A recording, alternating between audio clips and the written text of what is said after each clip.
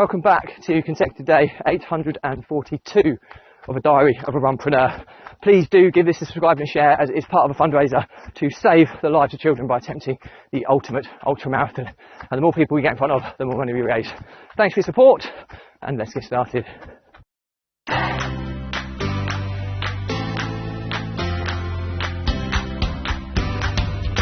So, consecutive day 842 of a diary of a runpreneur, and today I just want to talk about recovery from an ultra marathon and how you feel, and understanding your body and your mind and how it all kind of works together from a running perspective. And the reason I want to talk about this today is because those of you who've been watching my content will realise that when I did Facebook Lives update from our recent second place in the small teams category in the 24-hour ultra marathon of 10k loops around Beaver Castle in Lincolnshire, which is called Equinox 24, and I ran 70k in 24 hours, averaging between quickest lap was 43 minutes, and the longest one was 55 minutes, and added to that is 160 meters of elevation in that course, which is huge. So it was a physically draining. I had about an hour's sleep as well. So I've had a couple of days now. It's now the Tuesday. We finished on the Sunday at midday. So I'm now had a couple of days. My body is still in absolute bits. I'm still absolutely shattered.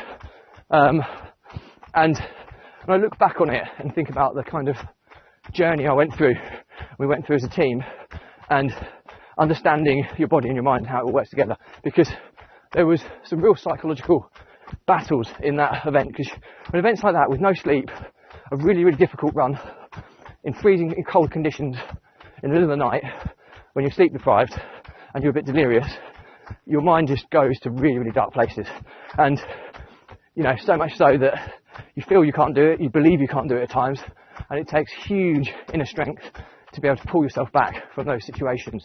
And it's the power of the mind. As simple as that. Your body is far more capable than we all realise, because your body ultimately will do what your mind tells it to do. It's whether you've got a strong enough mind to overcome adversity and to push your body that little bit farther. There are aspects that you have to take into consideration as well. Like if you literally have no energy and your cardiovascular system is shutting down, then that's a bit different. Your mind will stop functioning to be able to push your body to do that. So this is providing that you're fueled and hydrated. Morning. So there is a caveat to that statement, but your power of the mind is a phenomenal thing. I mean, I remember the 55-minute lap was in my darkest time. Basically, we were geared up as a team of 5 of us to be aiming for 29 laps, and what that meant was that 4 of the 5 of us would be doing 6 laps of 60 kilometres, and 1 person would be doing 5 laps, 50 kilometres, and that would get us to the 29. But as the course went on, there was an outside chance of us getting to 30 laps, which we managed to achieve in the end, which is an amazing achievement.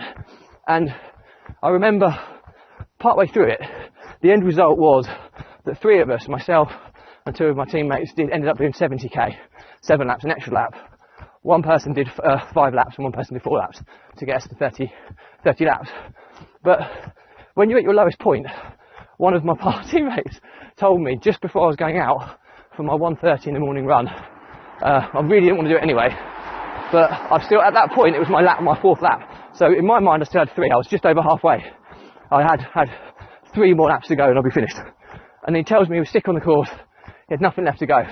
Instantly, 1 man dropping out meant that I had to do an extra lap, which meant that I weren't even halfway, and I had 4 laps to go rather than 3.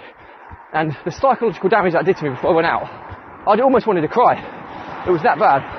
But and the first half of that lap, honestly, I could have just collapsed. I was that exhausted because my mind wasn't functioning correctly. I was thinking dark thoughts.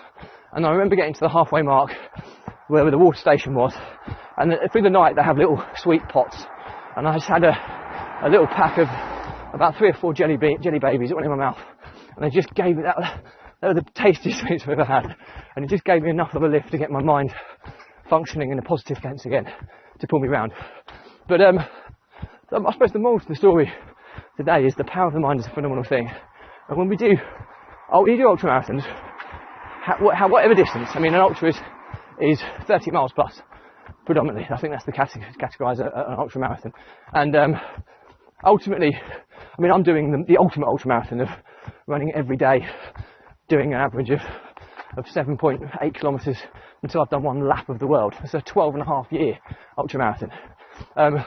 So my mind goes into places through the winter months where I just can't go on. I feel I can't go on.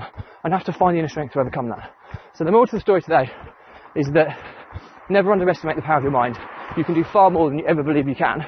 And you just have to find an ounce of positivity somewhere that you can instill in your mind, and you can get your mind to then tell your body that you're doing this. Because ultramarathons I say running is 80% mental, 20% physical.